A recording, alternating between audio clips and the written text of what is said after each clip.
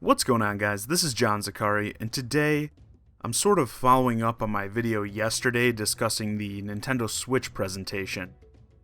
I had a lot of questions and concerns over the upcoming launch of Nintendo's new system, one of the biggest ones being the launch lineup of games. This image was since tweeted out by Nintendo of America, showcasing what I guess are the highlights of game releases coming in 2017. People have been discussing this list throughout the internet, opinions range, so I want to go through this thing game by game, giving my thoughts and discussing what I personally plan to pick up.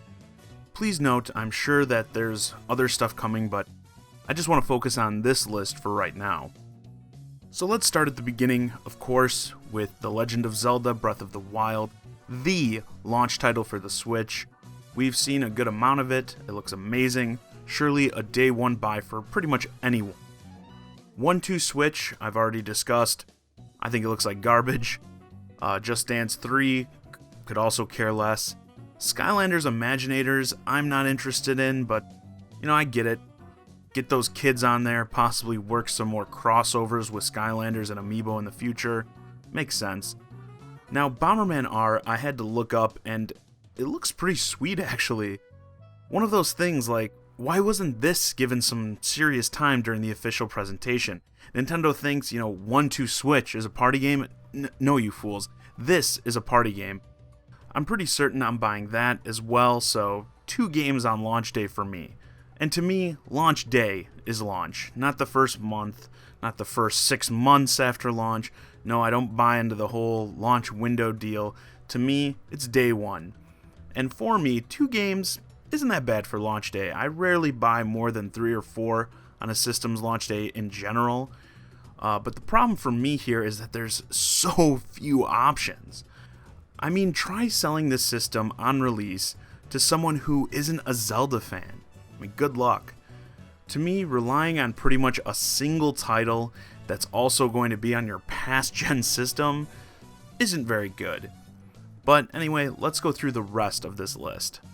Moving on to the rest of March, we've got Snipper Clips, which is sort of a physics-based puzzle platformer. Looks okay. Seems kind of like a showcase for the whole break off the 2 Joy-Con controllers for 2 players style of game. But it looks indie as hell. Not saying that that's a bad thing, but certainly not crazy impressive. A pass for me, unless it's only like a few bucks. I Am Setsuna is a very old-school inspired RPG reminiscent of genre standouts like Chrono Trigger, in particular is the comparison I've heard many people make. It's another title that I've heard lots of good things about, but I've yet to play it myself. Since the Switch's initial reveal, I noted that the on-the-go aspect would be great for RPGs, and this would be no exception. But the problem with getting this when it drops will be exactly when it drops. If it ends up being around the same time of Xenoblade 2, I'll be waiting at least until I beat that game. But if not, I'll be probably picking it up right away. I'll still mark this as a buy either way. Fast RMX is the follow-up to Fast Racing Neo from the Wii U that, like its predecessor, looks to scratch that F-Zero racing itch. I heard great things, honestly, about Fast Racing Neo, but never picked it up. I'm tempted to get this game, but unsure at this point. With another racing title not far behind as of right now, it's a maybe. Has Been Heroes is a RPG with a interesting twist. It's got this lane-based style of combat, almost kind of reminds me of Plants vs. Zombies and how you have to manage the rows of incoming enemies. But there seems to be a more robust RPG system at play here. Like the Snipper Clips game, looks really indie, but still that's fine. For me, it's an easy pass to close out month 1. Mario Kart 8 Deluxe is set to come out on April 28th, the end of the following month. So let me reiterate, whenever the last of these initial March titles comes out, it's probably going to be about a month until the next major game release, and that will be essentially a port of a Wii U game.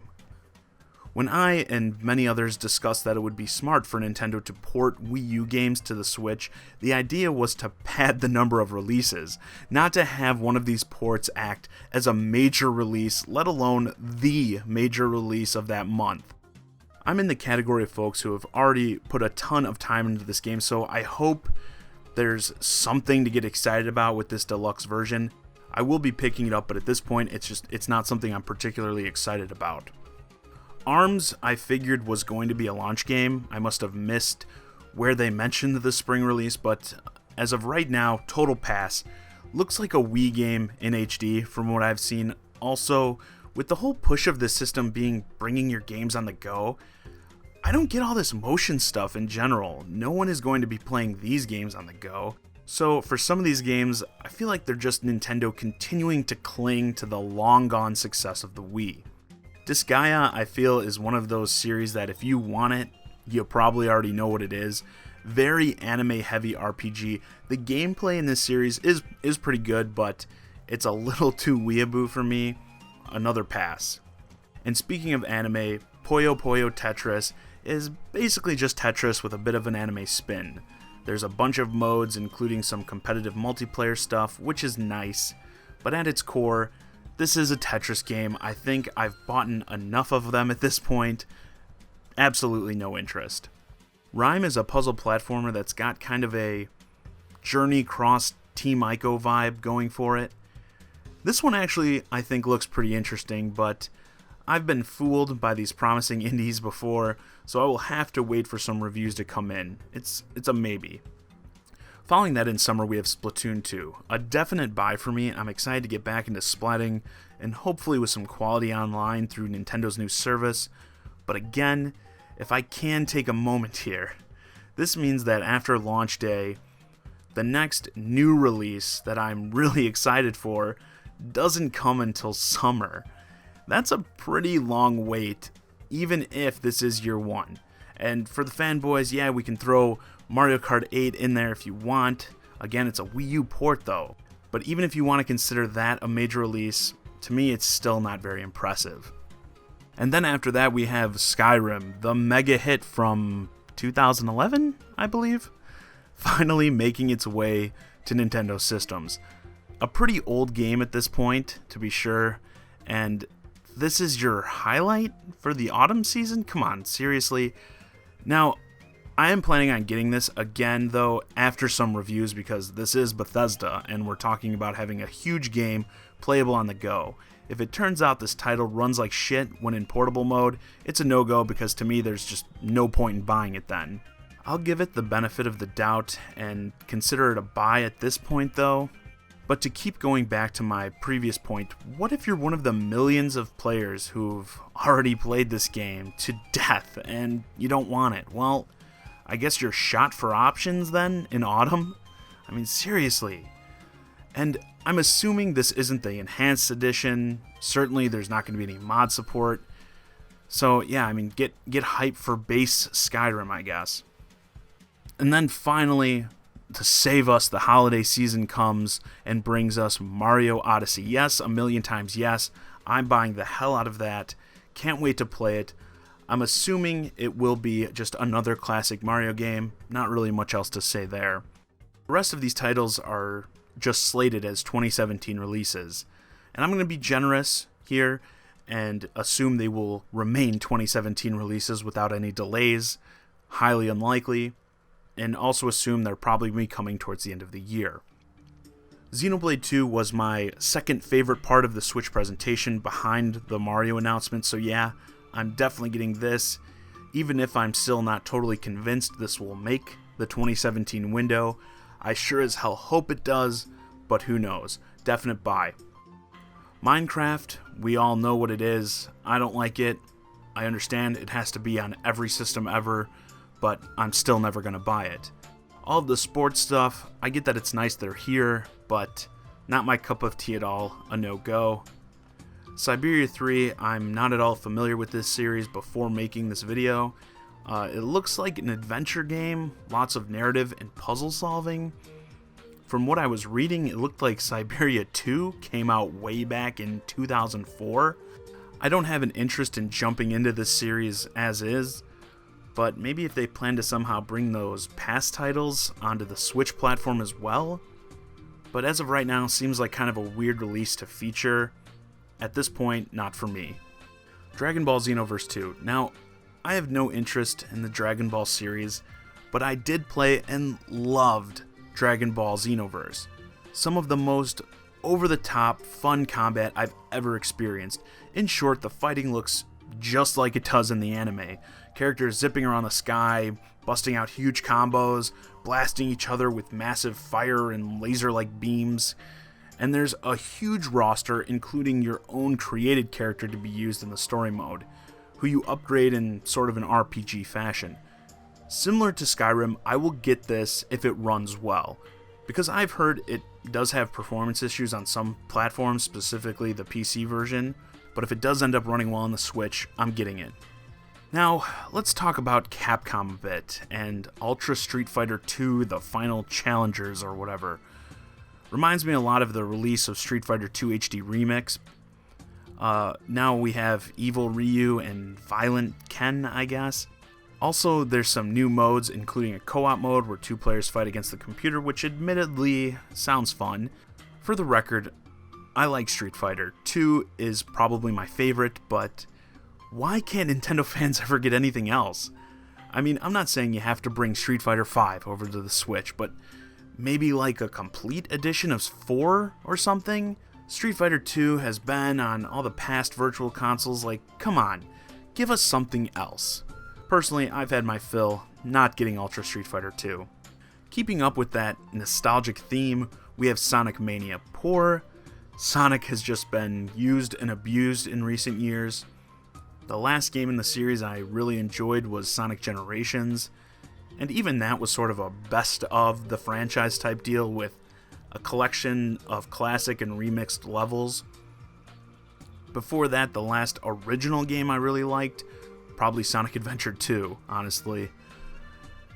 Now the Sonic team is going back to its roots in a new game that looks identical to the original Sonic titles. No joke, I've had plenty of people talking to me about this game, thinking it was a collection or something of past titles in the series, rather than a new experience. From what I've seen so far, this looks awesome. A solid buy. And finally, there's Steep. This looks like one of the most generic games I've honestly ever seen. I guess it's sort of a skiing, snowboarding sim. Just all around seems really boring to me. I'm more of a SSX tricky kind of person, like let's get these guys busting out some quadruple flips while spinning their board on their hands kind of jumps. But just from what I've seen of this game, just no interest. So now looking back at this list, with optimal conditions, the games all run nice and none of them get delayed, I'm looking at probably getting 10 games in the first year for sure. And that's pretty damn good. But here's the thing. I don't think I'm the average person.